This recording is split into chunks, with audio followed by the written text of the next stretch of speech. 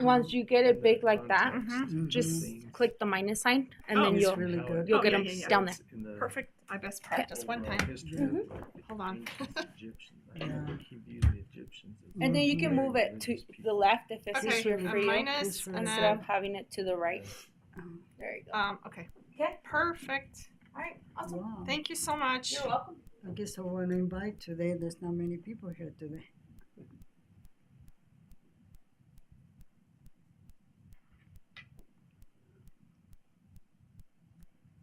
So I get this daily roundup from the Public Lands Council. Oh, yeah?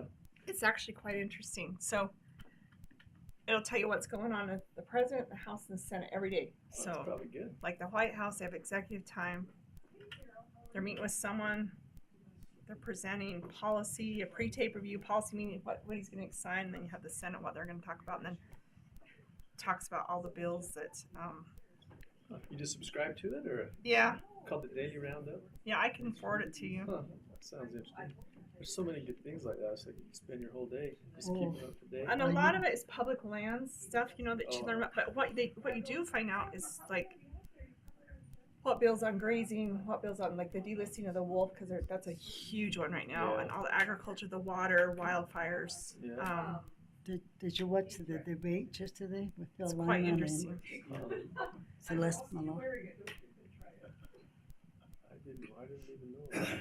It's gonna replay today again in channel PBS at 6, I think. Oh, we're ready to go. We are live. Okay. About the Daily Roundup. Okay, we are going to call to order our Board of Commissioners meeting. Today's date is June 2nd, 2026. The time is 11 a.m. So we will call to order who is in attendance. Do you want to start, Commissioner Stubbs? Commissioner Stubbs here. Commissioner Mon here, and I think Commissioner Harvey is probably on his way. So, all right, we would like to ask for an invocation if anyone in the audience would like to provide an invocation. If not, we'll have Commissioner Stubbs. Okay, thank you. Will you come up to the microphone? Thank you very much.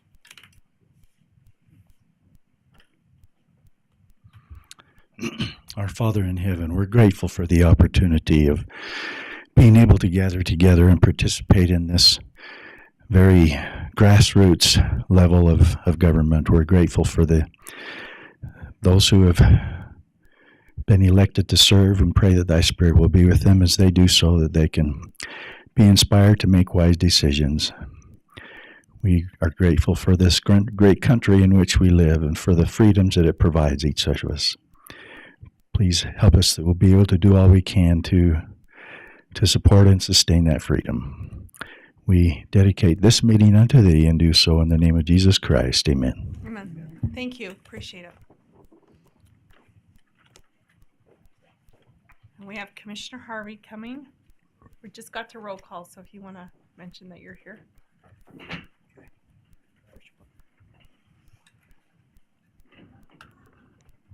Commissioner Harvey, present. And while you're standing, do you mind leading us in the pledge? Sure. All right. Thank you. I pledge allegiance to the flag of the United States of America and to the republic for which it stands, one nation under God, indivisible, with liberty and justice for all. Okay, thank you.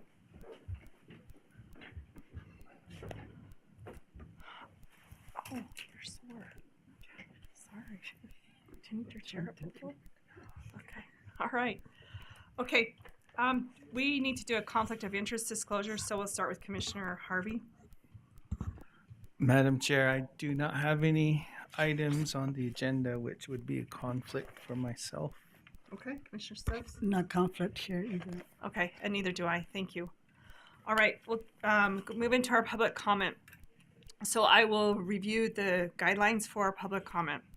The purpose of the San Juan County Commission meeting is to conduct county business in a public setting. Sorry. There you go. Okay. I'll start over. The purpose of the San Juan County Commission meeting is to conduct county business in a public setting as provided by law. We truly value and welcome public comment as it gives citizens an important opportunity to share ideas, concerns, and suggestions that help strengthen our county. To ensure everyone has a fair opportunity to speak, comments are limited to 3 minutes and should focus on county programs and operations. Objective criticism is welcome. However, complaints about specific county personnel or private individuals will not be permitted. Please understand that the public comment is not a debate or question and answer session, and an immediate response from the commission should not be expected. If you would like more information or further discussion, a member of our staff will be happy to assist you to set up a follow-up meeting. We appreciate your participation and your willingness to be involved in your county government.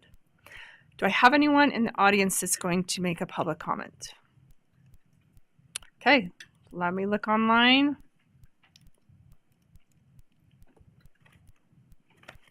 If anyone is online that wants to make a public comment, would you please raise your or use your hand button?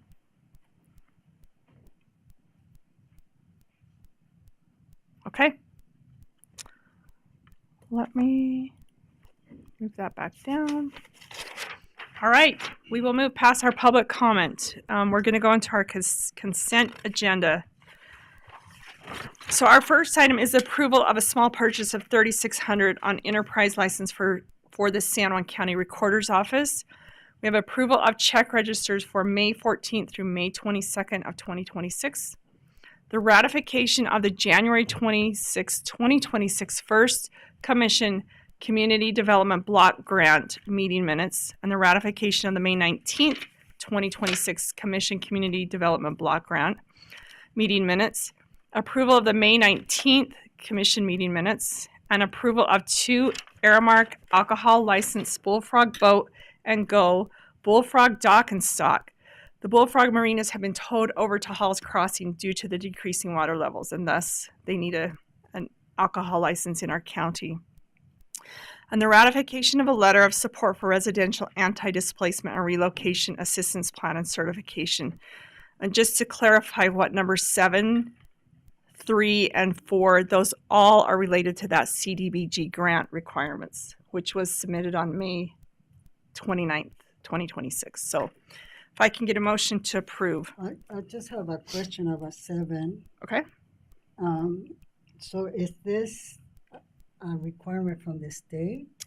Yes. So this is a requirement from HUD, and what it is so if your grant involved like housing, so you have to say that you will help when you displace. If you're going to interrupt their living arrangements, that you would help assist or relocate. You have this plan. As this is related to the LaSalle EMS bathroom remodel, it's just a formality, and it is a form in that CDBG packet. So in the letter of support, it has already been signed by you. Is this item 7?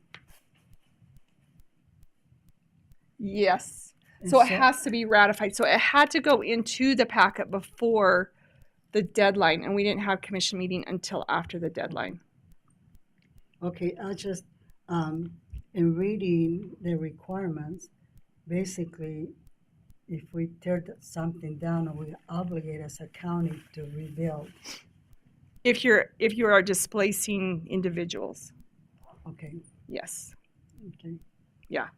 But since this does not, it's just a formality for the packet, and it is their form that form was in the packet, and so it just needed Okay, it was a template. I'm just wondering if this should have been part of a work meeting so we can inform the public and why we did this and. So, as you know, let me just admit this person. So, as you know, when you do grant requirements, this came back from CDBG that this was missing in the packet. And so there was no time for the public to know about this requirement. So it doesn't affect any residents. It's just saying this does not affect our residents because of the scope of work that's being done And so this came on a Wednesday. The grant was due on a Friday. Yeah, I understand that, and we had done that before. My thing is, we need a forum where we can explain to the public about this letter and why it was done this way. Because when you read this, it looks like it was signed and was agreed. Anyway, how can we inform the public when we have things like this? So how would you like to do it? Because there's times when we all have the grant in stuff Yeah, that has, so what do you suggest to do? I tried to figure out, we don't have a forum right now. We used to have work meetings where we can say, you know, we did sign this and explain what happened, but since we don't have, and it gets put in the agenda, and normally we don't talk about what is in this part of the agenda. So I just wondering if when people read that, if they haven't listened to our meeting, wonder what is this all about. So I don't know. I mean, you guys, we have to, you know, it's something that we'll have to figure out how we inform the public when we don't have a place to talk about it. Anyway, so that's all. I just had a question about that. Madam Chair, may I ask a few questions? Sure. Please? So under our consent agenda, we're actually just approving minutes, correct? It's not funding, but just the meeting minutes. Yes. So the minutes are specific to our commission meeting on the 19th. And then there was a community development block grant commission meeting, which was on the 26th. Yes. So we had the one in December, but we did not public notice it correctly, so we had to go back and do it on the 26th. And that is to say, yes, we did it. And then we had our CDBG block grant public hearing also on the 19th of May, and that says, yes, we did have it. Okay.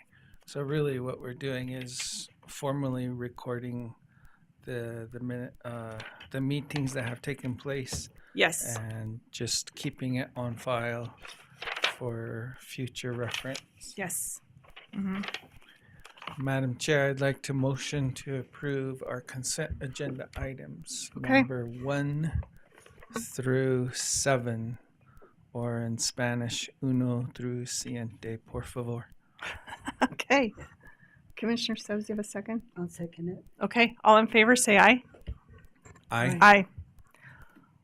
Okay, our presentations, let's see if I can make this work.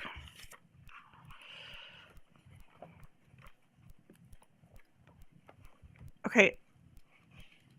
Austin, can you hear me?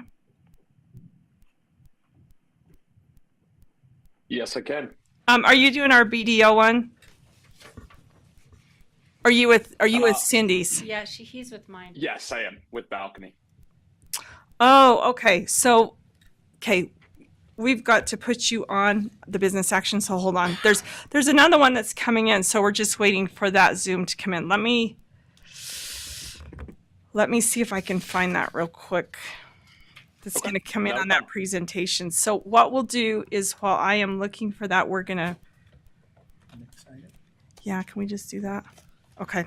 So what let's do, we're going to move to number 9, and we're going to have our San Juan County Walk 250 Challenge by Daryl Jack. You can come and Allison, both of you. We were hoping we could look at your shirts that everybody covets. Okay, we'll let you start, and I will grab this presentation. Thank you, commissioners. Daryl and I just wanted to give a quick presentation on both the San Juan County Walk 250 Challenge and then the Greater Utah Walk 250 Challenge. And I'm going to let Daryl start with the Utah Walk 250 Challenge. Thank you for giving us an opportunity to talk about this a little bit because we're quite excited about it. Actually, this started July of 2025. And so we're kind of coming in halfway through the time period. But essentially what it is inviting the public to walk 250 miles commemorating the 250th anniversary of the Declaration of Independence, or essentially the birth of our country. And after you've walked your miles, there's a website that you can go into and actually sign up and log your miles. And then at the completion of those miles, there's some awards that I'll get into in just a minute. But there's no wrong way to complete the 250 miles. For example, 2,500 steps is approximately a mile. Or 12 minutes of moderate bike riding could be the equivalent of a mile. 15 minutes of line dancing could be the equivalent of a mile. Even for kids, 45 minutes of recess play could be the equivalent of a mile. So anybody can sign up and participate in this. And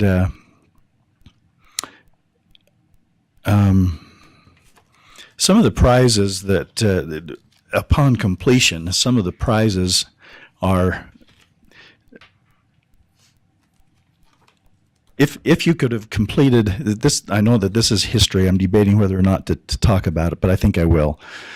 If you had completed your miles and got them registered by the 30th of May, you could actually walk as an athlete at the Utah Summer Games, which is taking place on Friday, June 5 in Cedar City. That's kind of a neat thing.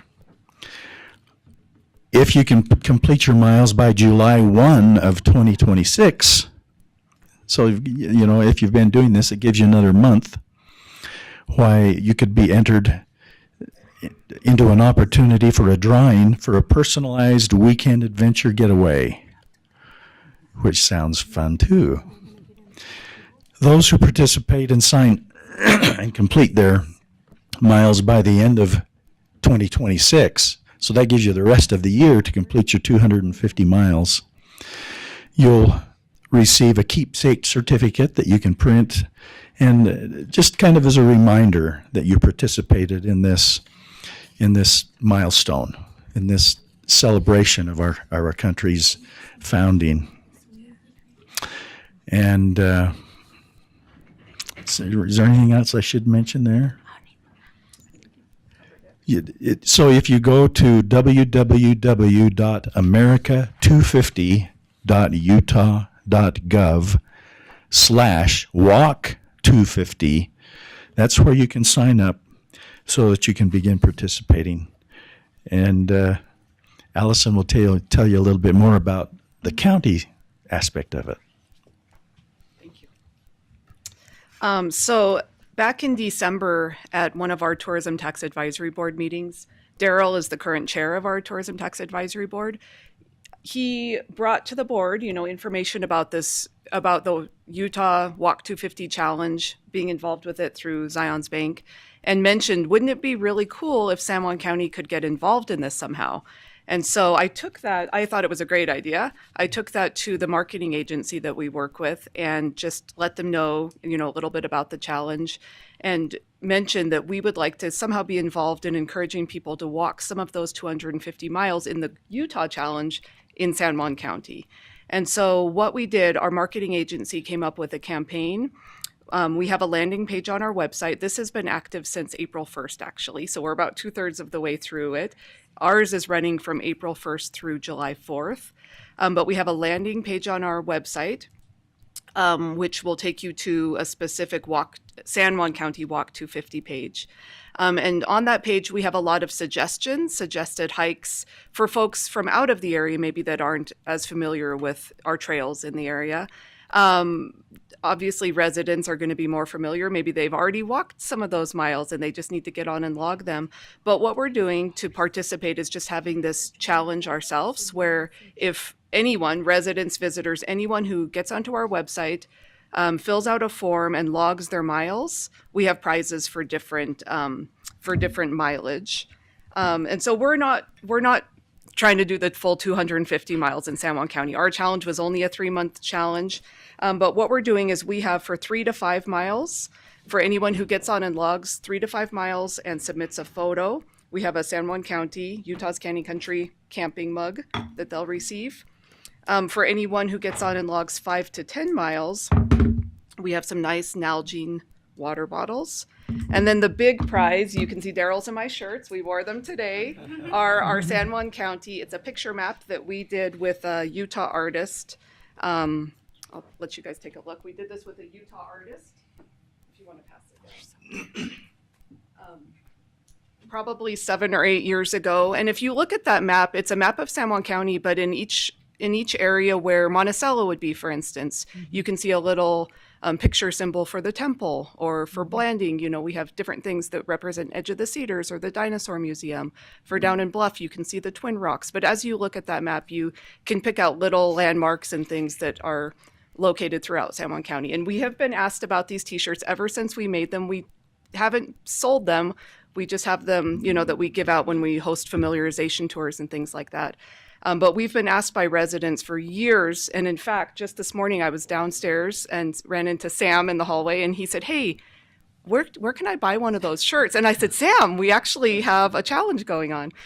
So it's very easy. I think a lot of residents have already walked 10 miles. They could easily get on and log their miles. Daryl, in fact, we were on the radio last week. And right after we were on the radio, Daryl got on and logged his hike he did on the Old Spanish Trail a couple weeks ago. So it's very easy to do. You've probably already walked, you know, something in this range where you could submit and receive a prize. But we're just trying to do something fun to have San Juan County involved in that challenge, make it fun for people, give them a little incentive to participate with these prizes. Question? I just want to say thank you for the idea of doing that, but the most thankful for is your pictures of all the places. Amazing. I mean, it has the name, how long it takes to walk. And so I have been enjoying looking at those pictures. Maybe, can you score by just looking at the picture a few times? No. We'll see. But yeah, this is amazing. I'm so grateful because it shows, you know, all this stuff. I don't know if you guys created it or if it's. Well, Daryl brought the idea to us, and our Tourism Tax Advisory Board members often bring ideas to our meetings, and we try to act on as many of them as we can. But this one, just Daryl having been in, you know, being the branch manager at Zion's Bank, and Zion's Bank is one of the sponsors of the Greater Utah Walk 250, and then also being on the committee for Monticello's 250. He just had a lot of information on the 250, which, you know, had Daryl not mentioned that, we probably wouldn't have thought to do something like this. So I think that this can continue to promote people to come to our area, because sometimes they go to the other side of the state. And I think if they knew that, you know, they have different lanes, they're beautiful. They're really nice. Well, we pictures. wanted to make it something that residents could participate into, and especially, you know, these shirts, we don't know what kind of participation we're going to get. It could end up costing a lot to produce all the shirts, but I think it's worth it, you know, to get them out there. The residents have been asking for a really long time, so this is everybody's opportunity to get one for free.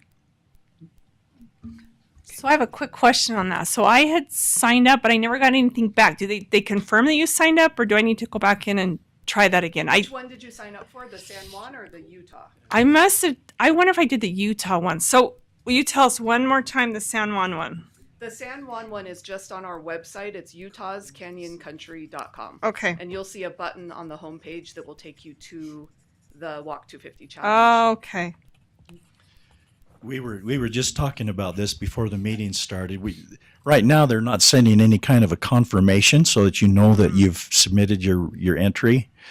But I think we can address that and have it so that there's some kind of a response that says, "Okay, we got it," or, you know, "Thank you for submitting," or something like that. And then you just have to be. I guess you need to know that you have to go back in to log your miles. I guess I was kind of thinking that something was gonna. For the San Juan one. And I have to say, I was a little skeptical about this because I'm not very computer friendly. I have to give that disclosure. And so I thought, okay, I'll try it. So I clicked on the button, and it was so simple. Even for me, it was simple. and I didn't get the confirmation, so I called Allison and said, "Did you get it?" And she said, "Yes, we got it." So Okay. So it worked. it works. Got it. I'll try it again. Thank you. And we can check for your name. We can Okay. check and see if you have anything in there. But I don't think we would get an alert until you actually submit your miles. So Okay. You kind of sign, for ours, the San Juan County one, you don't really sign up until you're submitting your miles. Oh, got it. Okay. Thank you. Thank you. That's exciting. Thank you. Go ahead. Madam Chair, I had 2 questions for our presenters. Oh, Um, just a sec. sorry, I'm No. lagging behind. So, sheep herding miles, are those acceptable? Definitely. Okay, all I right. should have said, I'm saying walk and I'm saying hike, but it's any kind of, if you're walking, hiking, running, walking around town. Daryl rides his bike to work every day. Those are miles that could be logged as well. Okay, good. I will keep track of my sheep herding miles. Take a photo. We have to see the photo. Okay. And we hope that we see you wearing this shirt. I have one for seniors.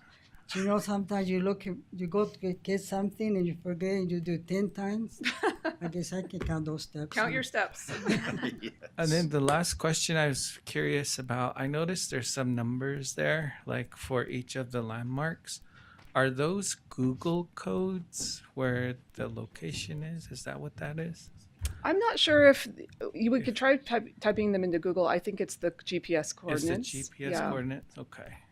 Cool. That's neat. So that's it. Thank you, Madam Okay. Chair. Thank you. All right. Thank you. Thank you for coming. Oh, Rosa should go to the next one. I'll get that one up. Okay. All right. So we have a recognition. We're going to turn the time over to Tran or Sharp, our HR person. We're going to be recognizing Tammy Gallegos. And she has outstanding achievements for the response of the year for the Deer Creek Fire, not the Dove Creek Fire. So, go ahead. All right, commissioners. It is a pleasure to be here this morning. I'm grateful to put Mrs. Gallegos on the spot. So the San Juan County Commission is pleased to recognize Tammy Gallegos for her outstanding achievements. Tammy was honored with the Response of the Year for the Deer Creek Fire Award, an accolade that highlights her exceptional service and dedication during a critical emergency response.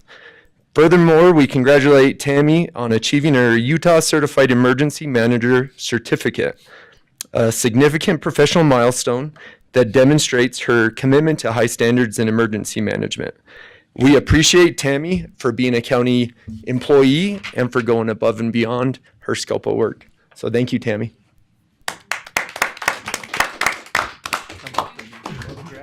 On behalf of the commission and the county. I just would like to say that those of you that are aware of that Deer Creek Fire, she was there 24/7. It felt like just constantly, and just appreciate her efforts in coordinating that with outside agencies and the work that she did. She did an amazing job for our county, and obviously they recognize her for it because of the good work that she did. So thank you for what you do in your capacity. We appreciate it. All right, we're gonna head into our business action. We have another presentation that came through as a Zoom link, and Rose is trying to fix it as a Google. So we'll go on, and we may have to backtrack once she gets them on. So we will have our recorder, number 11, consideration approval of the master services and license agreement and statement of work for balcony technology. And you brought this up last time, but we'll let you take the floor. So we did talk about this software in the last meeting. Austin and his team did a presentation for us where they showed us maps that will be generated using documents that are recorded in the recorder's office. They run those documents through their software, and the end result is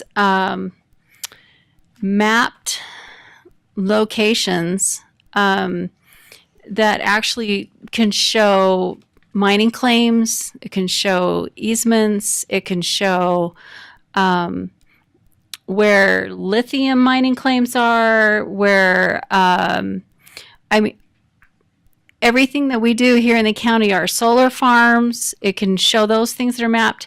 And until this moment, those are things that we have never mapped here in San Juan County. We just don't have the personnel. We never have had to map those types of things. And just the few documents that we sent over to them, and they were able to show us some of these mining claims, like, wow, I can see exactly where those are sitting, and it's really going to help us in a lot of respects. It can help different departments locate different areas, and then that's not even talking about their Keystone product, which is our residentials too. It'll map those residentials. Austin, am I leaving anything out? No, Cindy, you said that very well. So just being able with the Surface Keystone database to map and tie land records with some different pieces of data to the specific parcel.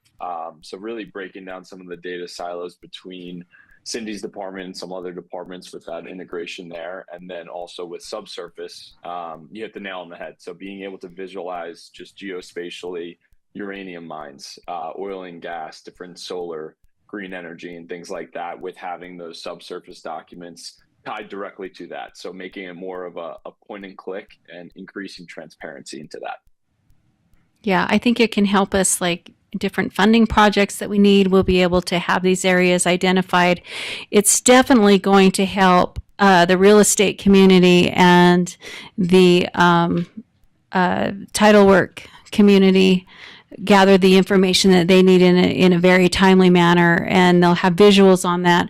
It's going to help our residents in that right now they call me up, and I had somebody call yesterday and say, I'm looking at a property in Fry Canyon.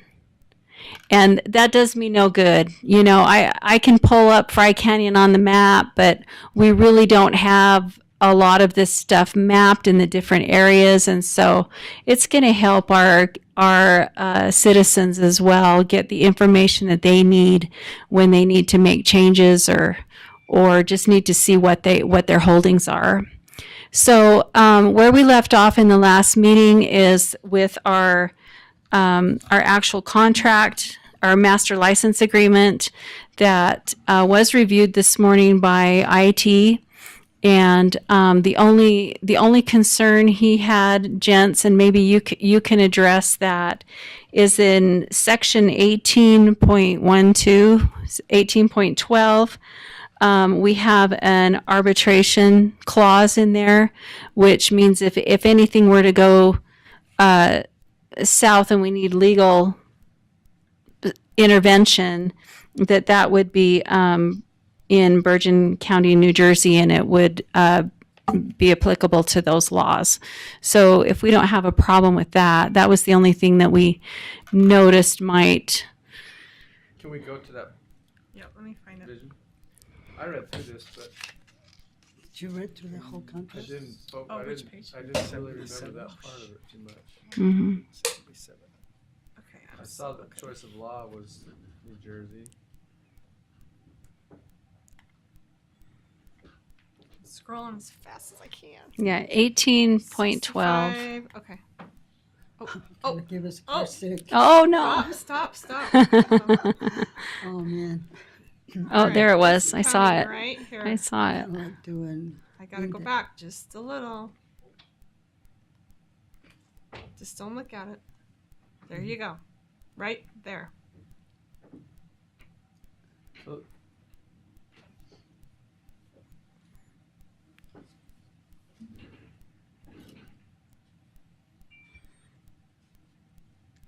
Well, he's reading that, Austin. The other thing that our IT director pointed out was that it can't be resold. And so what I explained to him is that you folks will kind of control the fees and the allowances to the licenses, right? That won't actually be us, so it won't be us reselling your product. Correct. And Cindy, with the question about the arbitration, if that's something that we need to get amended to the state of Utah, that's not a problem for us. We've had other county partners ask about that, so we can get that redlined and just amended for the master services and license agreement for 18.12 there. So I think so you got 18.13 and then 18.12, which is, we can see the bottom half of it. There we go. So here's where it talks about the, so two things. One, on the jurisdiction, it sounds like there's no opposition to making that a Utah jurisdiction, which means if you did have any legal proceedings, they would be in Utah versus New Jersey. The arbitration, let's see here.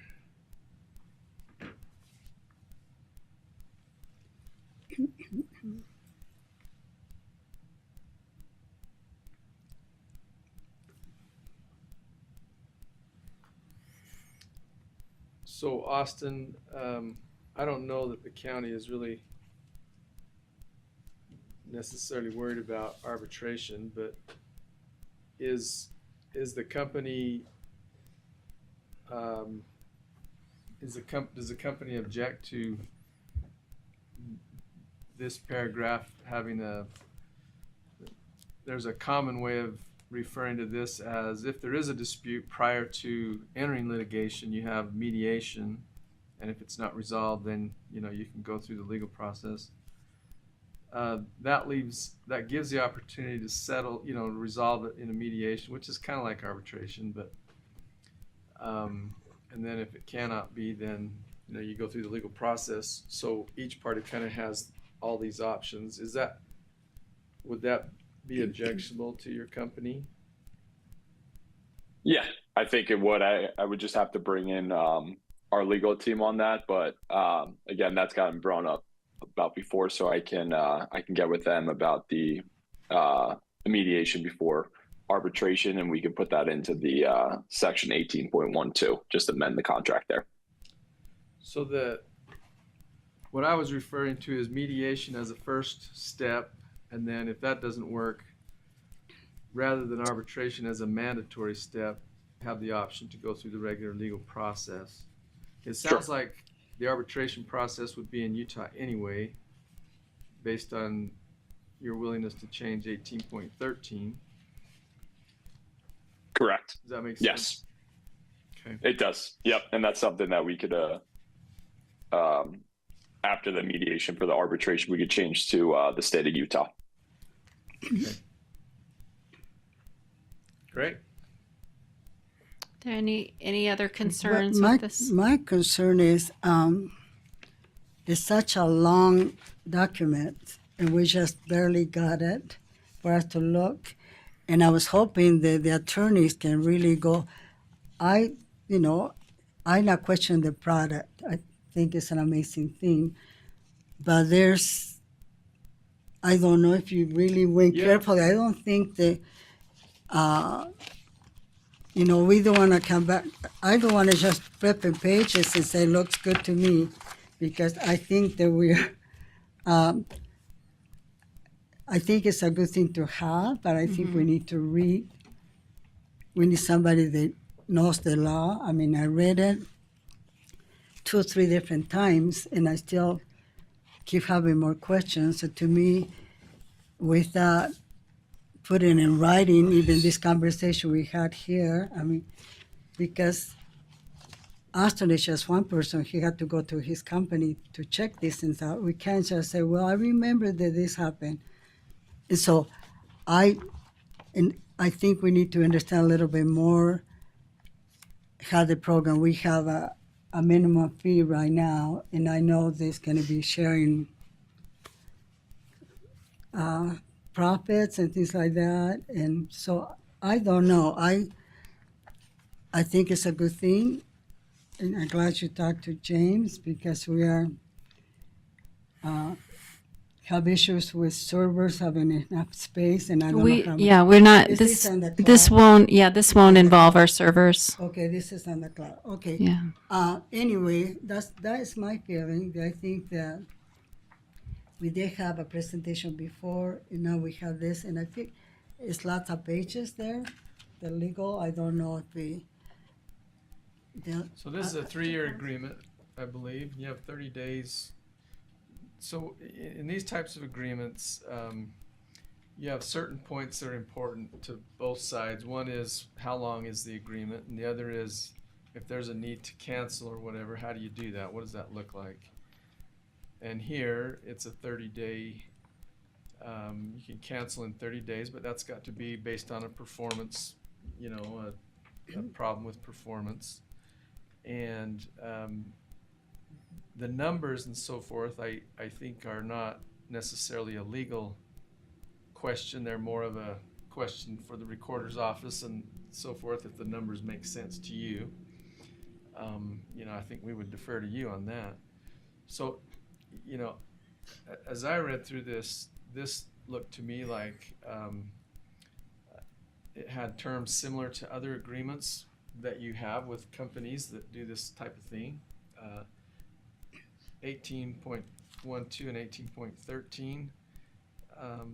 It sounds like there's a willingness to make a couple changes there. So if there's a concern on the part of the commission, it sounds like these changes would be made and maybe this would be approved at the next meeting anyway. Does that sound right? Or in other words, the changes we've just talked about to 18.12 and 18.13. So if I mean, you are the counselor, so we depending on your advice.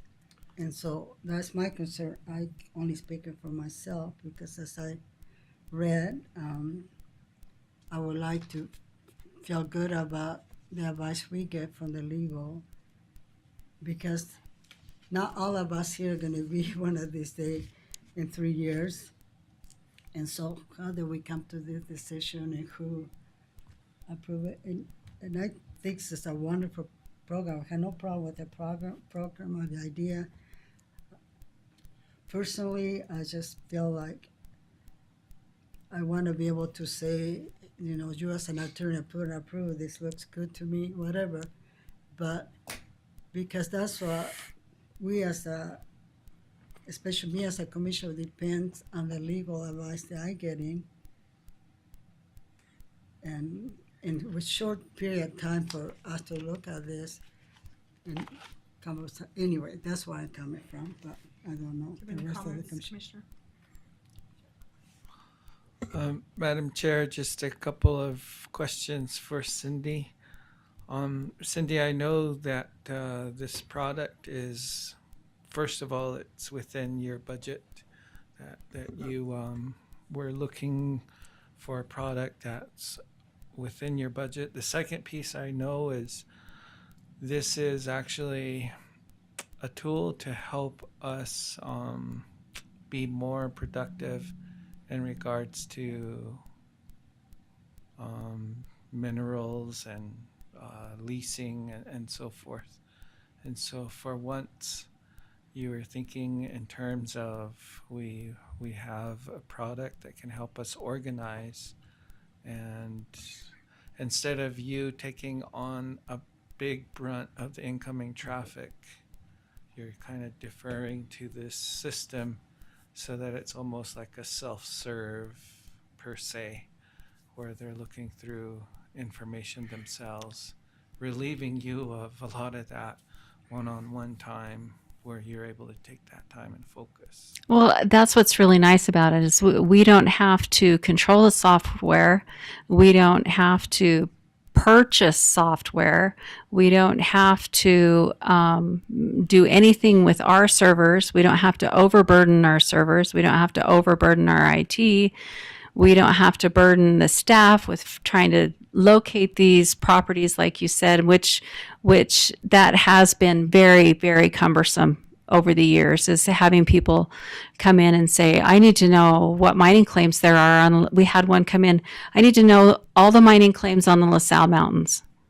Well, we don't have a map So that requires digging through documents and trying to figure out what's in what section and what's in this section, and if that's really on the LaSalle Mountains. I mean, do you know where Section 23 is? You know, that it's a very difficult task, and so I think these documents, as James looked through them, he said they're typical to what we see with this kind of a contract. It is only a 3-year contract, and the pricing on it was, what was it, $23.10 for 2 years is what they're binding us Yeah, the to. first years is free, and the 2 other years. Yeah. we change. Mm-hmm. I'm supportive, Madam Chair. I just have a So couple I'd like to questions go for- ahead and make the motion that we make the amendments for the arbitration piece, that it's in Utah. Parties are willing to settle on those changes. I know that this is a valuable tool, especially in helping our department be efficient and organized. It's a 3-year window. It's kind of like, if the shoe fits, then we're going to keep it, you know. And this Yeah. is something that I think will help us better serve our community and the needs. Motion to approve with changes. Okay, so I have a motion. Do I have a second? I guess with those changes, I'll second it. Okay. Okay. All in favor, say aye. Aye. Aye. Okay, did you have any more questions for her? I was just wondering, I mean, you know that you work with many, many recorders around the state of Utah. They're very powerful. They're very well educated in things that are going on. I was just wondering if you have any of those counties or groups that have already had this program going on, or this. I was just curious, basically, to see. So I haven't heard of anybody using this particular software yet. We have other software adventures that we're working on right now that other counties have participated in. Austin, do you have any others in Utah? So no others in Utah, but we're also doing the surface keystone and subsurface initiatives with a county in Colorado and a county in North Dakota. So San Juan County would be our third on those initiatives, specifically with the subsurface. Thank you. Okay. Any other? No, I just want to Okay. ask that question. All right. Can I answer that question? a little Absolutely. bit too? Sorry. Thank you. County recorders in other counties in Utah, because of their population and their higher level of revenues, they have more ability to scan documents and make things publicly available. And I think this option is one of the reasons it's tailored to the pocketbook of a small county like And the San Juan distance County. too. Yeah. So it's kind of a good fit for what's needed here, and it'll be a big improvement to those that access county land records, and you know, from here perhaps even additional options and information will be available. But just didn't answer your question. The reason other counties wouldn't have something similar to this is they're just so different from us in terms of population, and maybe number one is pocketbook. Thank you. All right, Alex, can you hear me? Are you talking to me, Alex, with this? Yes. Are you presenting for the Do we need to BDO vote? then? Yes. Do we Okay. need to vote, or Did you vote on that contract? Yeah. Yep. we did? Which is the second, anyway, so we're done, okay. So I apologize for the mix-up that we have had, and we're glad you're with us. So thank you. We are going to let you do your presentation on the EcoStrat BDO zone. So we'll let you take the floor. Thank you. It would be a bit helpful to understand what you'd like to know before I go into my presentation. I believe I've already presented to you, Lori, before. So if you could let me know what you'd like me to cover, then I can just tailor it to what needs to be done. So I think if you can just explain what the zone is and why it would benefit us, and our rating, and possibly what we would need to do to get that up, or what options are regarding that. Does that work? This number 8. Is that Sure, that works for me. Okay, Am I able to share my screen? absolutely. Go ahead. Okay. Could you just put the number 8? This number 8. Okay, I just sent a request to get a. Okay. All right. Can everybody see my screen? Yep. Okay, we can see it. Okay. Thank you. Perfect. Thank you all for having me. I appreciate it. I'm Alex Booth. I'm the head of strategic initiatives for EcoStrat and the BDO Zone initiative. So the BDO Zone stands for Biofuel Development Opportunity Zone Initiative. And what it really does is it empowers rural communities to develop more advanced biomanufacturing capabilities and to utilize their biomass resources, which may currently be underutilized, into more value-added products or alternative uses. So the BDO Zone Initiative is a proven program to accelerate new market development. It's already been associated with $10 billion of private capital being raised for projects located in BDO zones. On top of that, there's another 30 billion in pipeline, meaning not all of them are going to go through, but our communities are having discussions with project developers around the world that amount to 30 billion plus. So we did a case study last year through the University of Tennessee. It was the economic impact modeling of 6 projects located in BDO zones. And the average annual impact to a local region located in a BDO zone when a plant sets up there is $423 million per project. And so far we have 63 BDO zones across North America, the United States, and Canada. And we usually see about 12% of those BDO zones attract a new biomanufacturing project within the first 3 years. So what a BDO zone rating is, it's a standards-based assessment of a specific region's suitability for biofuel, renewable chemicals, biogas, bioproduct, biomanufacturing projects. So what these ratings do is, quite simply, they're an economic development tool, and they help put communities like yourselves on the global map for project developers and investors. So they send clear and powerful signals to these developers and investors worldwide that these regions are biomanufacturing ready. So ratings are often referred to as site location bullseyes for these types of projects. And so how a BDO zone is rated is based upon what we call the 3 pillars. Each rating has over 100 different risk indicators that are meticulously gone over. It's a 3 to 4 month process for us to evaluate your region, to talk to the local producers on the ground, forestry-based truckers, loggers, sawmills. So we get a clear picture of what is happening in your region. And the regions are about 75 miles in radius, centered around an industrial site. So the 3 pillars are feedstock surplus, number 1, which means, is there enough feedstock in your region? By feedstock, I mean project available woody biomass. So that would be sawmill residuals, wood chips from sawmills, slash and burn piles that get burnt, but the biomass is available. So all of this accounts for biomass that is project available. If they already have a use, we do not count that.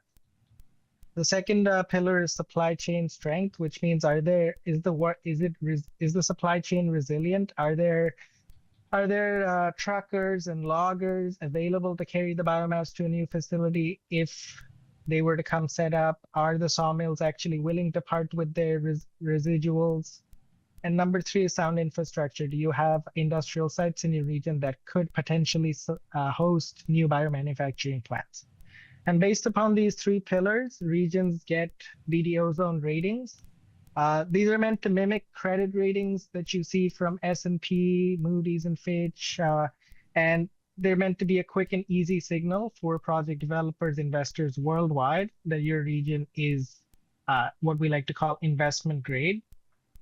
So all of these anything above double B is investment grade. Unfortunately, double B and below is non-investment grade, which means there's significant risks in the region, which would need to be, which the project developers would need to take a harder look at.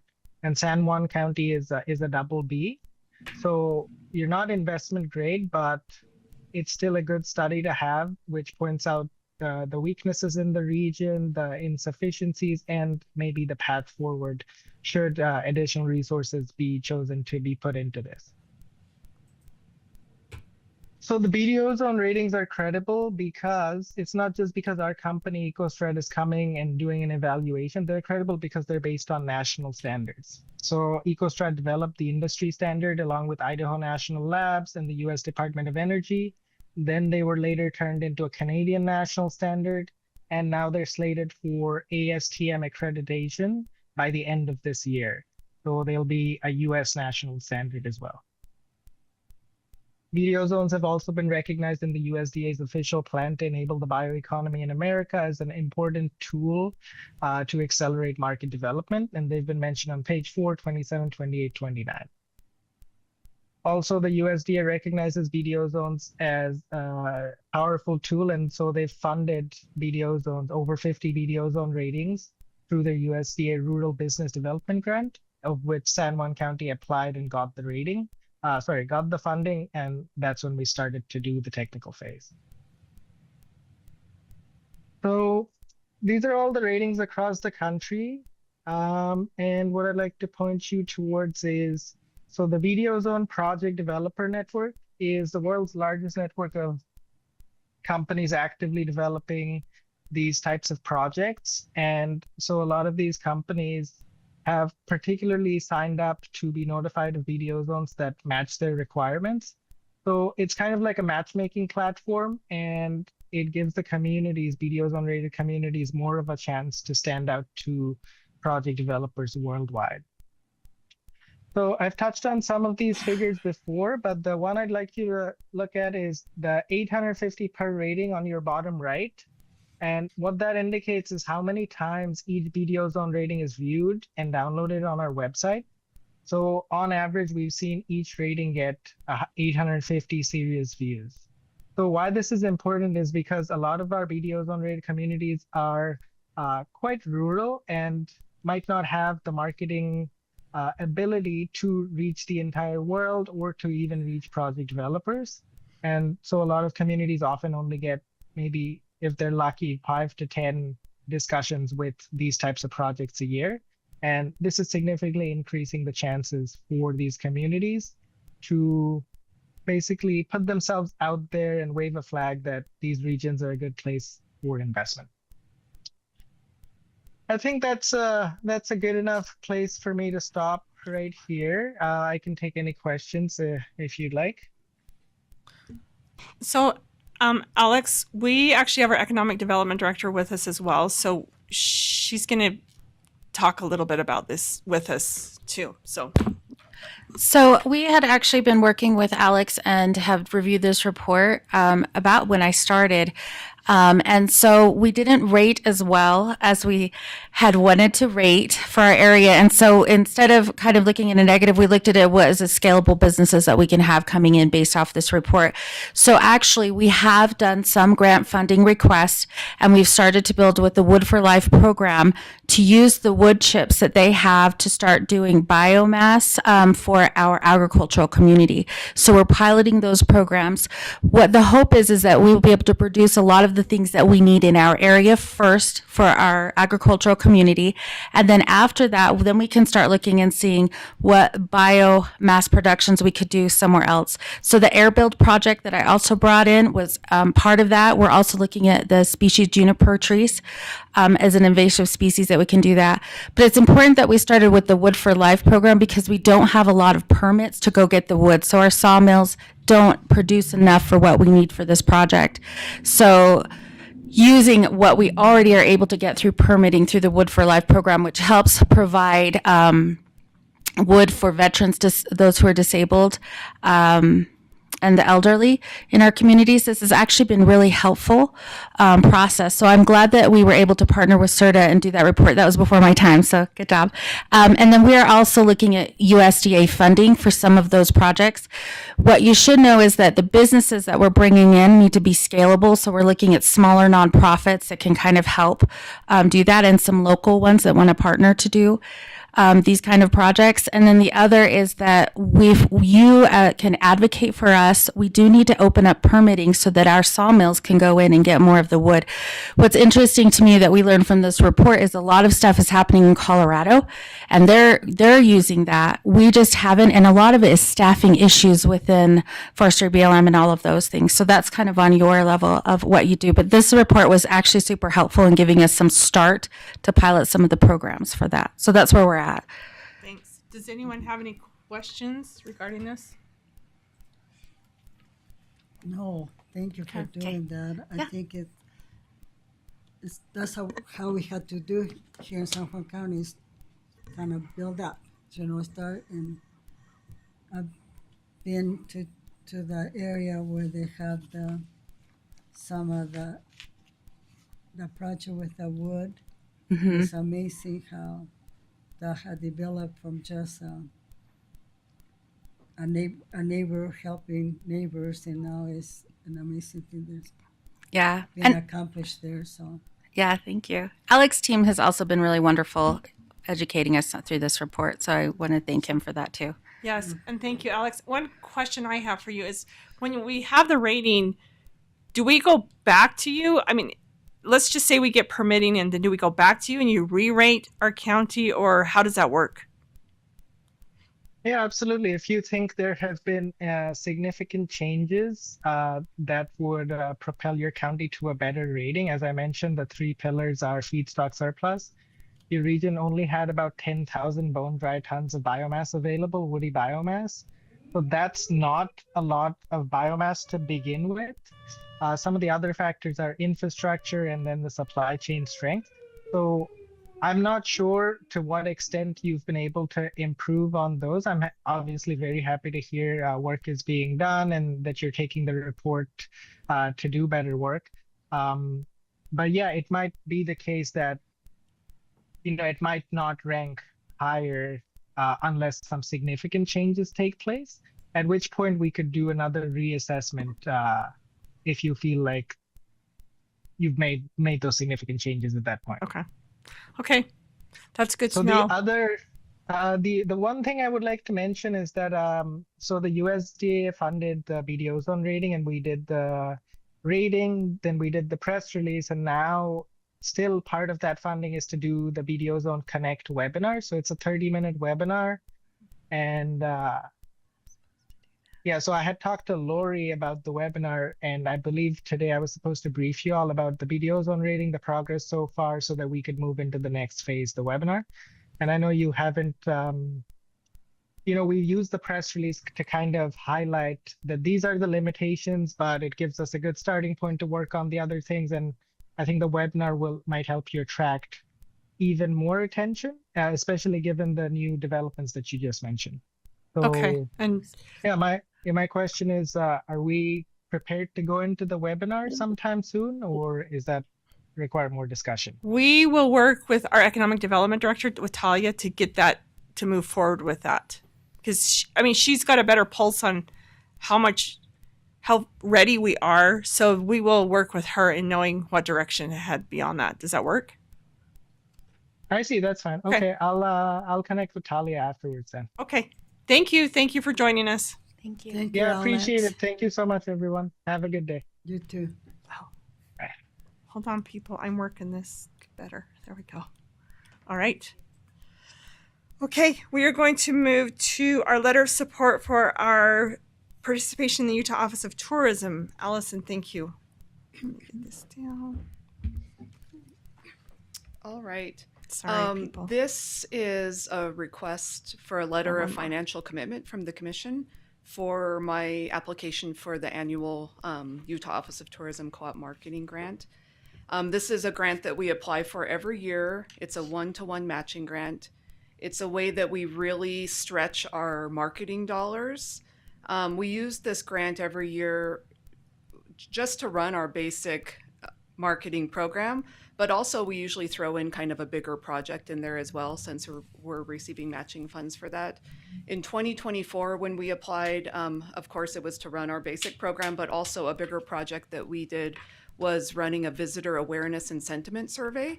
That survey, we got the results last summer. We did a meeting where we presented those to the local tourism related businesses. It was really great information. We learned a lot from that. And so in 2025, when we applied for the grant, we used what we learned from that survey to help kind of steer our marketing efforts. And the big project that we did last year was applying for funds to make new promotional videos for the county, which I've shared with all of you. We've just, one of them was done about a month and a half ago, and then 2 more just last week. This year, I am not including a big project in the grant. Now that we have run that survey, we've gotten all that information, we've produced the assets, the new videos that we want to use. We're really using this marketing grant to just amplify our marketing program. And so a couple of our goals for this year, and these are goals every year, but we're just doing a much bigger push now that we have this new information on just things that visitors were unaware of in our area. So a big one that we learned with that visitor awareness and sentiment survey was our food options in the area. One of the biggest takeaways from that survey was that in the local surrounding states, that's where the survey was put out for Idaho, Colorado, Arizona. We learned that the majority of the people who were coming, who completed that survey, were bringing some or most of the food they needed when they came here. We don't want that. We want them to be eating in our restaurants. We want them to be shopping in our grocery stores. And so that's why we included the dining and lodging in those new videos that we just did. So for this year, our goals are increasing visitor stays. We're not looking at increasing visitor volume, and that's something we've been working on for a very long time. We're not trying to get more people to come. We're trying to reach the target demographics and target markets for our area to get those people who are coming to stay longer. It has the same economic benefit when 100 people stay 2 nights as it would if 100 new people come in every night. And so that's one of our goals with this campaign that we're applying for the funding for. Another one is to promote shoulder season and midsummer travel periods. We have very busy spring, very busy fall. It dies off a little bit in the heat of the summer and of course through the winter. And so we're really making another push. We work on this every year, but more of a push to try to promote those slower times, those slower travel periods. One way that we're doing this is a project we're working on with Grand County. We have a dark sky trail that we're working on. We're calling it the Milky Way Highway. This connects Grand County and San Juan County. We have so many dark sky parks and places in our 2 areas. Moab is a dark sky community. Bluff was just designated as a dark sky community last summer. And so we're kind of making this unofficial trail, but connecting those 2 communities and all of the dark sky parks and monuments around those communities. This will be a midsummer push. And so we're going to start a little bit this year. We're working on all the marketing, the logos and things like that, the assets right now. But along with Grand County, we'll be fully ready to push this out next summer when we're able to use this grant funding. But one great thing about the Milky Way is that it's most easily viewed in the peak of the summer. And that's one of the times when we have a little bit of a dip when it's really hot, both for Moab and through our area. So we're promoting people that are visiting to get out early, get on the trail, do a hike early in the morning, take a break in the afternoon, maybe do some shopping, enjoy the pool at their hotel, and then go back out at night to enjoy our night skies. So that's one of the ways that we're using this funding to promote some of the slower travel periods. So that's basically, it's our general campaign. I think I submitted the budget for you to see. It's nothing real out of what we apply for the funding for each year, with the exception of there's just not a big project included in it for this year. But we are applying for the full amount of $215,000. That will be $215,000 if we're successful, $215,000 from the Utah Office of Tourism. And then my request is a letter of financial commitment that you will allow me to use 215 or whatever we receive for that grant out of my budget for 2027 for our marketing efforts. Any questions for Allison? I just have a comment. You are a good example of, finding a grant, fewer grants, and doing a good job, because that's guaranteed that you're gonna get out of the cycle. And so I just wanted to point that out. Sometimes we write many grants, and then we are busy trying to put out fire. Sometimes we don't get that opportunity to build connection. And you did such a good job, and appreciative of those departments. They go looking for funds, especially when we don't have the resources. And so you want to. Well, thank you. And I think for San Juan County, I always like to point out that we really use this to just stretch our marketing dollars for our basic marketing program. Some larger areas, they might use the full amount to run like a specific campaign in, say in somewhere in Europe, in a country, focused on a country in Europe.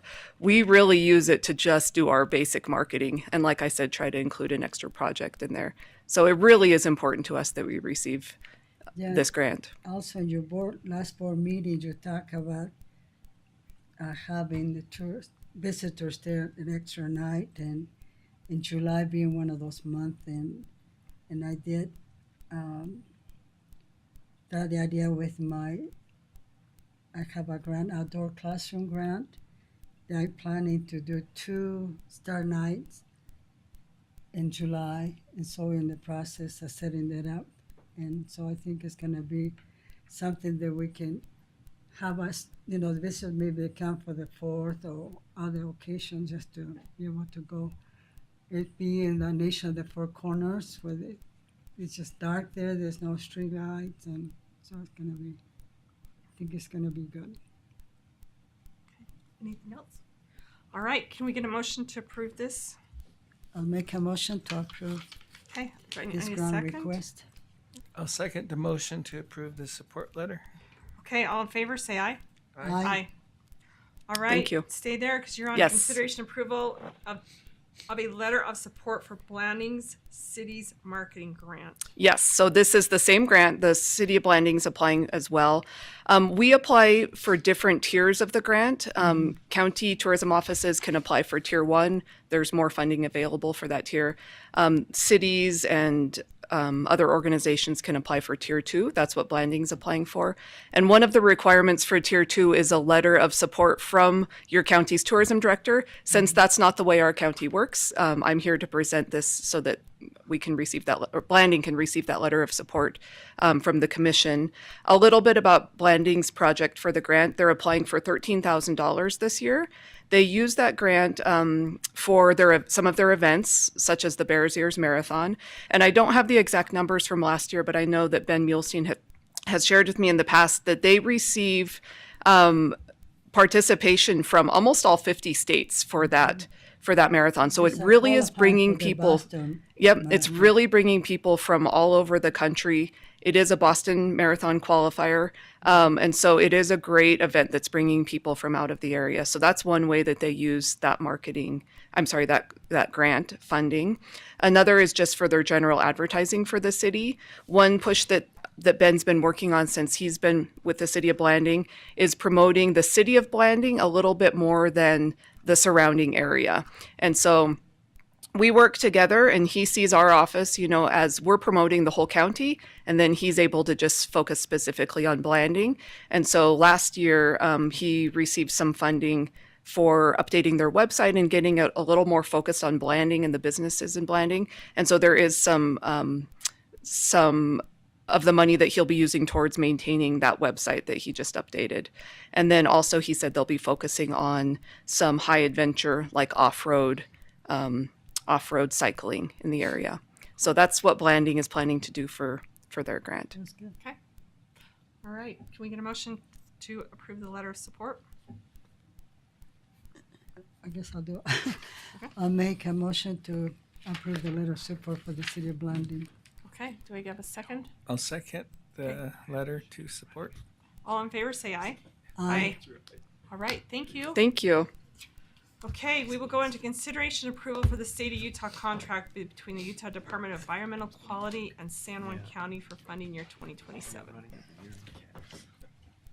Good afternoon, Good commissioners. afternoon. This agreement, I'm seeking your approval and signature to enter this agreement with Utah DEQ to accept pass-through funding in the amount of $86,031 for the health department to perform all the environmental health responsibilities that fall under Utah Code 26A-1-114 and Administrative Rule 305-10. Okay. Does anyone have any questions regarding this? If not, I'll take a motion. A motion to approve, Madam Chair. Thank you. I'll second it. Okay, all in favor, say aye. Aye. Okay, thank you. Thank you. Appreciate it. All right, consideration, number 15, consideration approval of a lease agreement amendment between LaSalle Recreation Special Service District and San Juan County to extend the current agreement to utilize the LaSalle Community Center to 2031. Nicole, thank you for being with us. Yeah, this is just a simple amendment that legal helped write up, or they actually wrote up. We have our LaSalle lease agreement for our little library there has expired actually, and the chairperson of the LaSalle Community Center, actually LaSalle Recreation Special Service District Board Chair Crystal Johnson has approved, and she has signed it. All this does is extends the very same contract for another 5 years for the same amount that we've had for the last 11 plus years, which is a pretty good deal for us. The best deal in town. Yeah, so for us, it's a pretty minimal fiscal impact. It's actually huge in the fact that they're still willing to let us use that space for such a small amount. So that's all it Okay. is. All right. Everything else stays the same. Okay, any questions regarding this? I just want to mention, as I was looking, I keep having questions. How about the utility? How about insurance? How about this? And everything is included. Everything's Outside. included, yeah. And so, Yeah, they maintain the building. We don't do any of the maintenance. Our librarian does help kind of get rid of the snow there on the. She gets rid of as much snow as she can, but like parking lot is already taken care of because the school is right next door. It's a good deal for us, and the community really appreciates it. And she's done a lot of outreach with the senior center there, and has been doing a book club or a discussion club.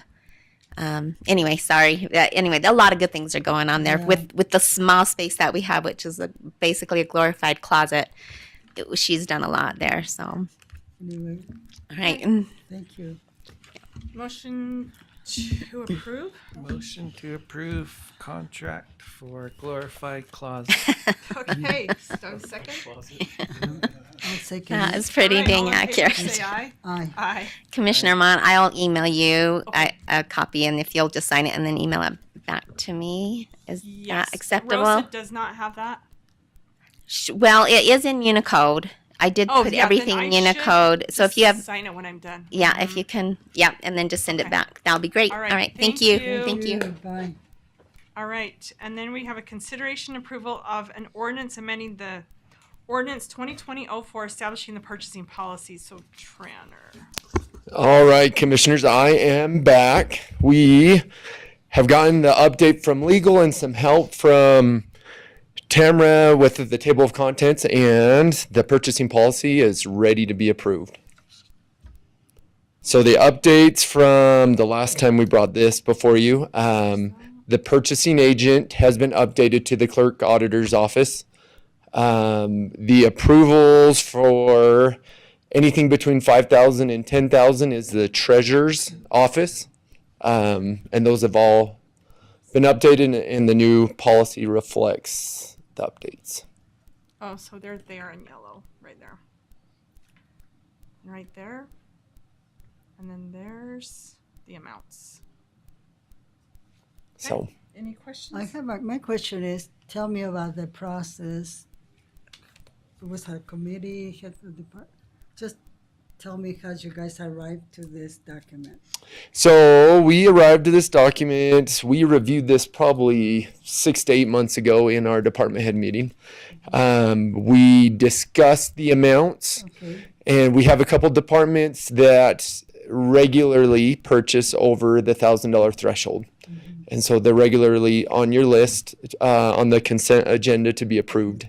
And so we came up with amounts that we felt financially they still could stay within their budgets, people could stay financially sound in their departments, but we could still have the commission oversight as well as the treasurers or whoever oversees the purchase order approvals. And so that's where those amounts were updated. As far as everything else in here, I think it was a joint effort between department heads, legal, staying within code. Yeah, I remember when we worked on that. I just public information, Right. people No. see things in the agenda, and I have less people asking me when I go to the grocery store. So, Right. to clarify. Thank you. Any comments? Okay, motion to approve. Motion to approve. I'll second it. Okay, all in favor, say aye. Aye. Aye. Thank you. Thank you. Okay, number 17. Just a second, let me scroll down. I'm working on it. It's a little hard to drive the mouse. Okay. So this this is a water right extension for the Cal Black Airport. This water lease is a 14-year lease that did expire. It was due in April. It had not been taken care of. So I contacted the state of Utah. They sent me to the lady in Price. She sent this form, and this is basically saying why we need an extension. It just didn't get taken care of. We need the project. If we do not extend this, then you lose the water lease, and then you have to completely reapply for those water rights again. So this will just need our approval, and I think there's a $50 fee, and this is due by June 30th, so that's why it's on the agenda. So it does have everything related to the Cal Black Airport, and then they'll hopefully reinstate. I'll make a motion to accept the. And Madam Chair, Mm-hmm.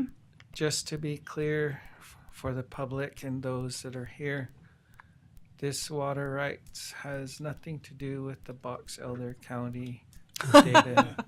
No, Okay. it is not having anything to do with Box Elder, so thank you. Second the motion for Okay. Commissioner Stubbs.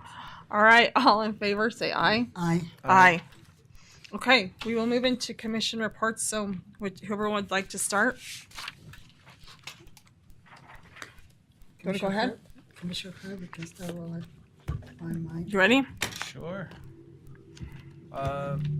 Let's see.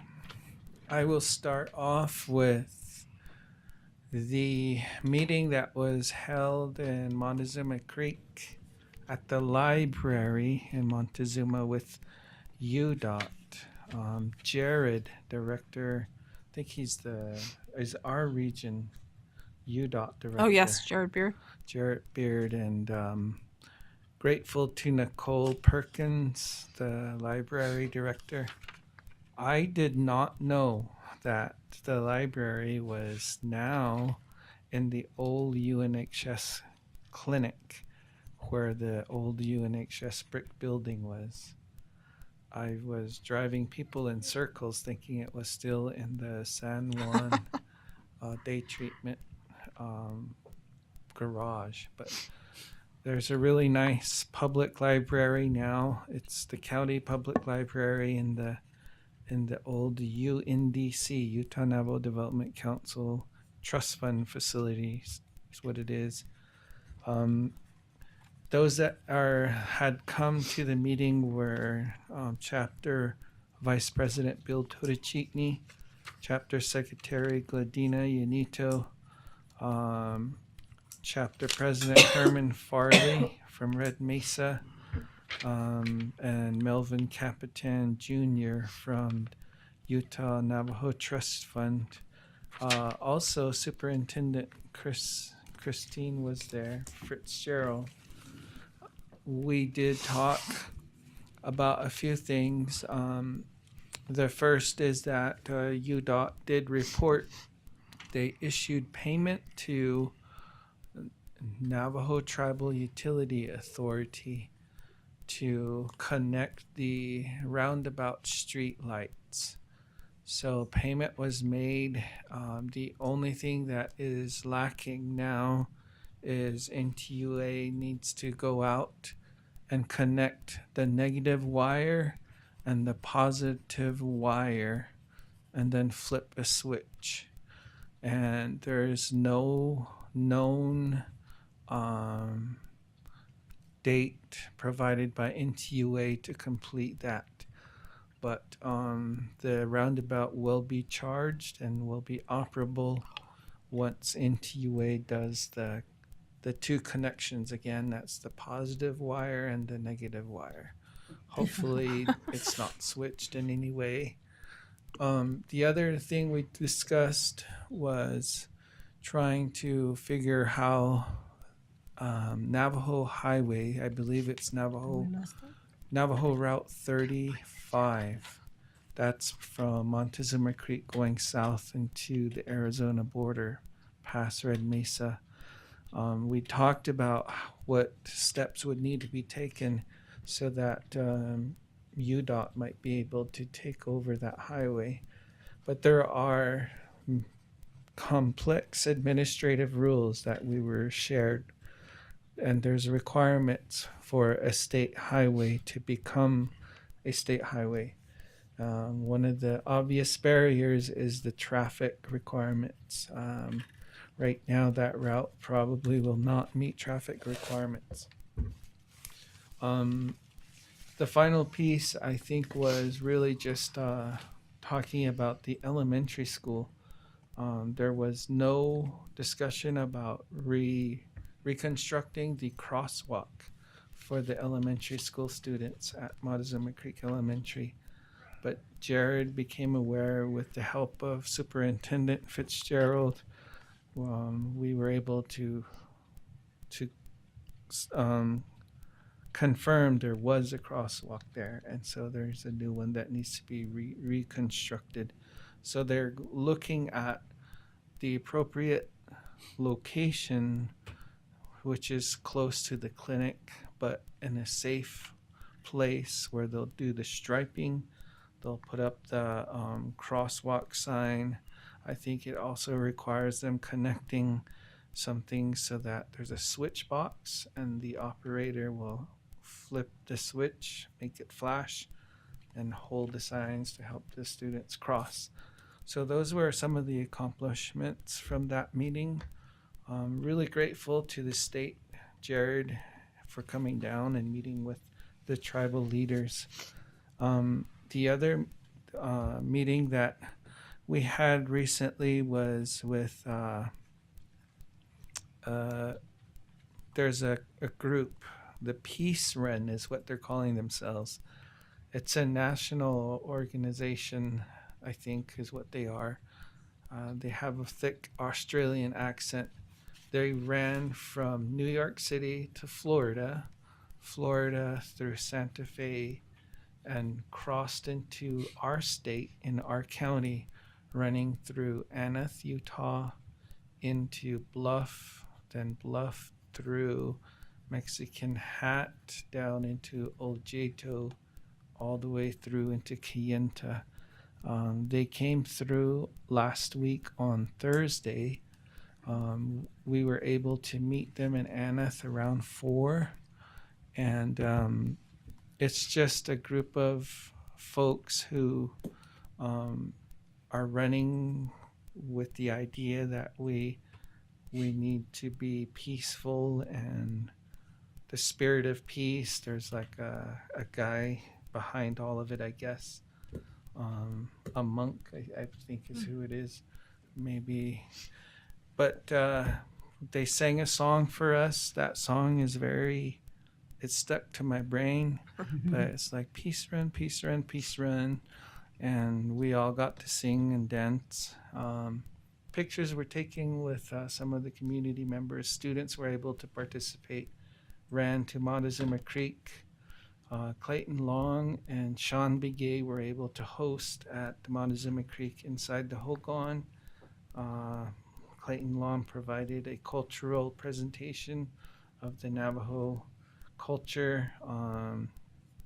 It was just a neat moment where they had an opportunity to view a Hogan and meet some local community members.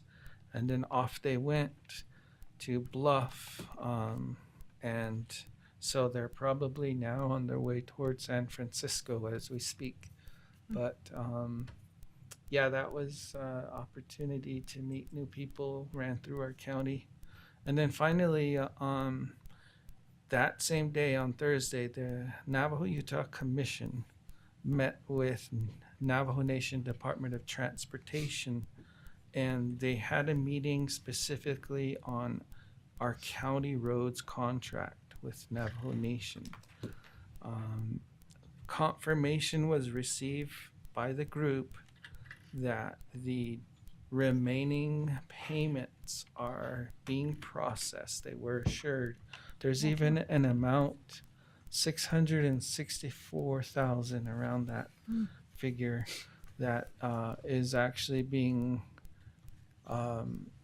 The goal is to get it funded before the end of this fiscal year, meaning Navajo Nation's fiscal year ends September 30th of this year. So that's their fiscal year. The new fiscal year begins October 1st. So the goal, it sounds like, is to get San Juan County current on the payments that were not received.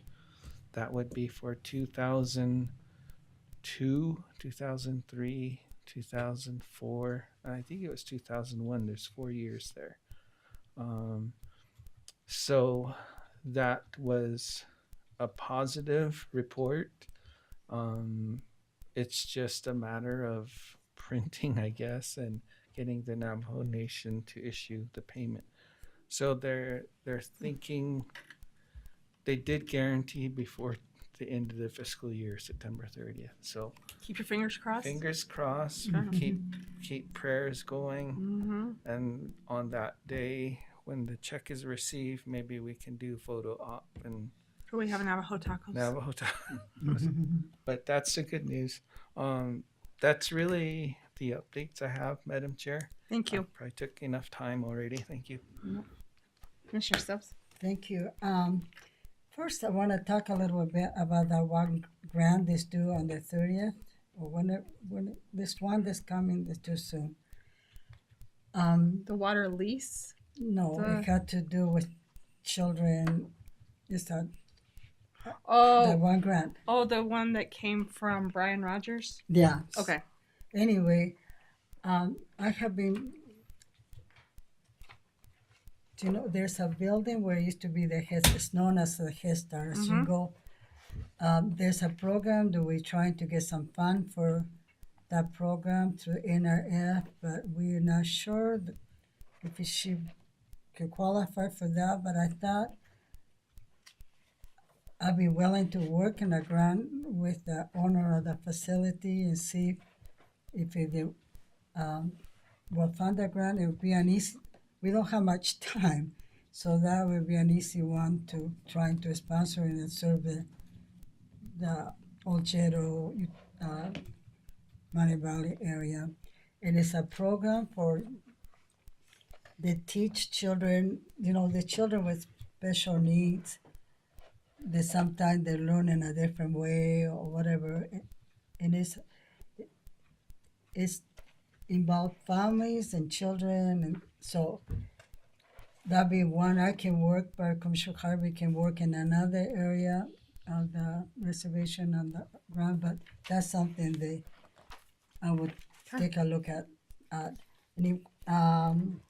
for my report from wastewater, we had this agreement, I guess, or understanding with the city of Monticello about taking the old playground to to Westwater. I don't know what happened, but they rescinded and they went back. And I mean, I did talk to different people, so it was a kind of a disappointed because disappointment for the community because the time was coming. So as I contemplate for that, I decided why not get a new one. So we are in the process of visiting with different organizations and to try to get some fun. I anyway, so that's one thing. With the playground, we're trying to make it. Before it was just it would have been for younger children. Now we've come with a plan to do with a basketball court type of cement slab with the teenagers can go and kind of shoot and have a solar light to help them. Anyway, so we kind of expanding that, and we'll be doing a project. See, if we'll work with the Navajo Trust Fund for that one. With the library outdoor grant, I did talk about having a July type of programs where we can stand the people to stay in the county a little bit longer. And that grant is a grant that's managed, is being managed by the library, and we'll be able to purchase. We it's paying for half of a shed there at the side, because every time we do any event, we bring table, bring chairs, and we take 3 days to set up and 3 days to clean up. And as I went and saw the situation, I thought we just need a shed where we can have that equipment, and it's just right there. People can help us put it away, and we don't have to keep going back. And so part of the grant is they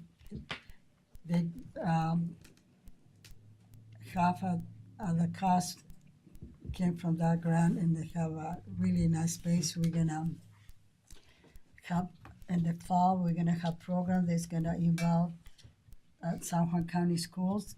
We're gonna choose an age where they're gonna come and go through if you've been in that area, it's a little circle that you go and they have the different cultural event. I have used that as when I was director of the preschool, we were the activities there related to each of the 4 nations that are there. Anyway, so that's for what's happening with there.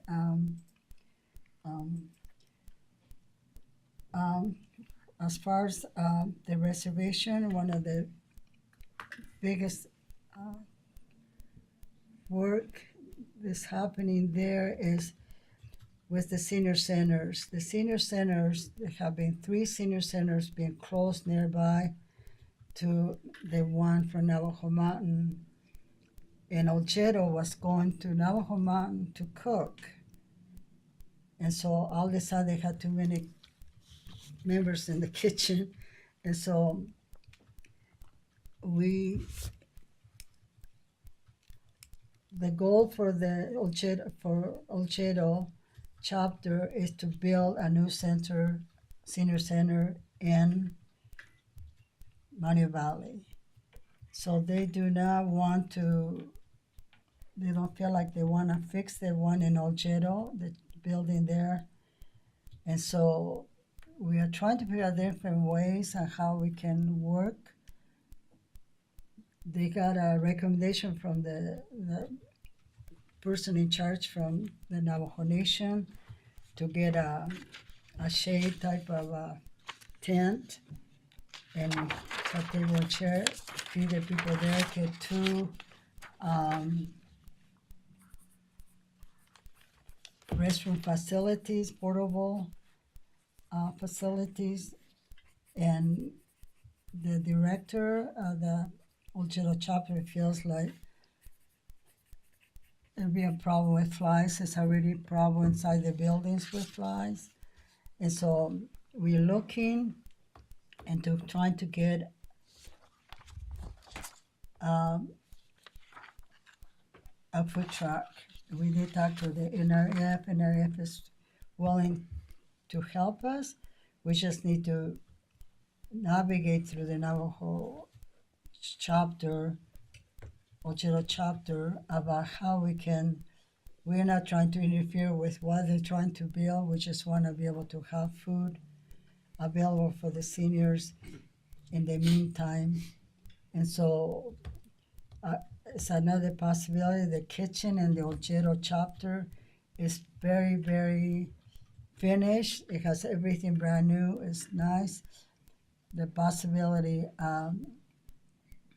just the cook, go and cook there and be able to have a place where they come and pick up the food. And that's another thing that we're looking at right now. We're gonna try to have a meeting together where we can try to brainstorm and try to respect the feeling that the chapter has about doing things a certain way, but in the meantime, take care of those people. Food is very important. Protein is very expensive right now. They need an association with the people. It's sad when we were there checking at the Old Shadow building, and people start coming with their sewing and their everything, thinking that it was open, and there's no food. Our center in Bluff, our county center in Bluff, have been feeding.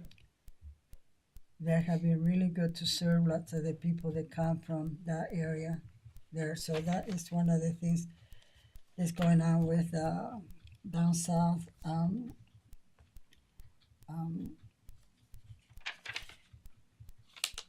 And also with, one of my assignments is the rural counties. We're still trying to figure out how to say the acronym. And so we just continue to talk about transportation issues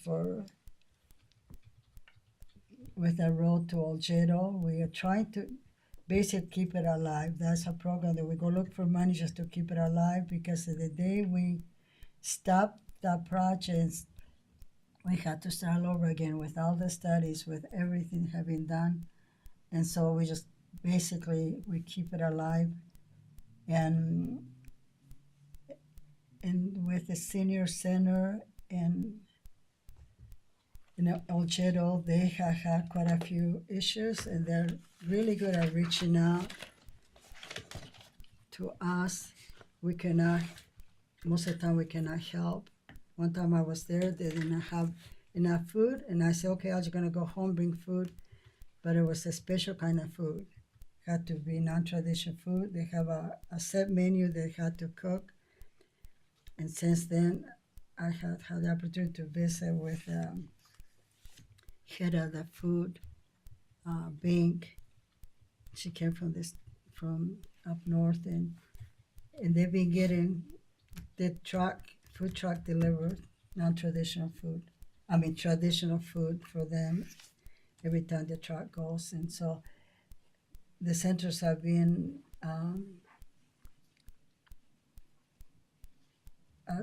because as they're closing, I think it had to do with funds.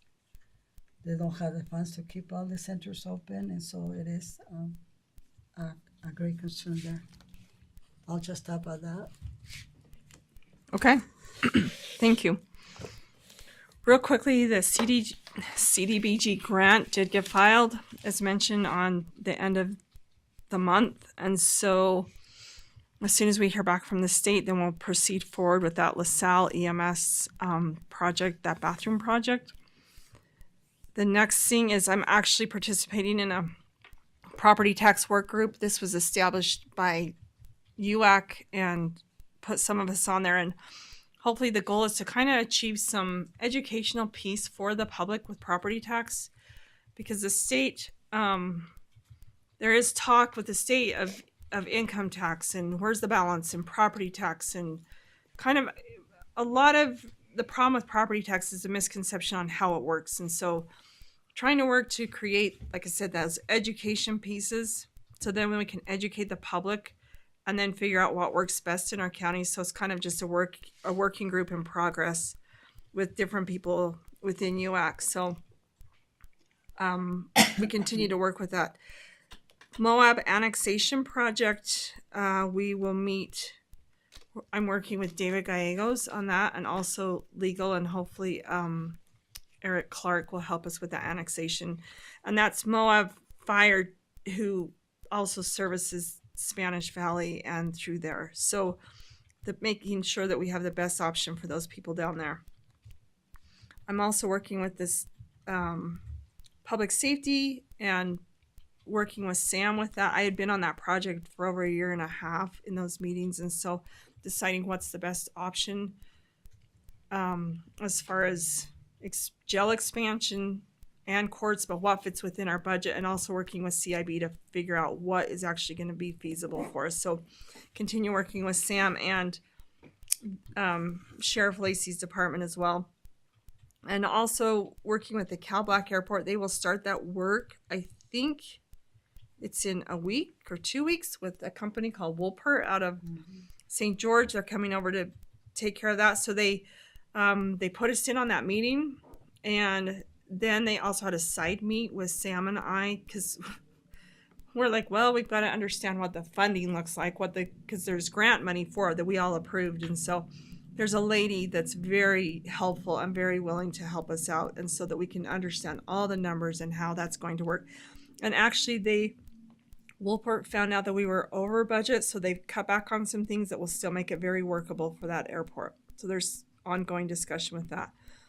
As far as the Mud Springs project goes, there will be a coordination meeting between UDOT and all the entities who will be working on that road, and that's in the middle of June.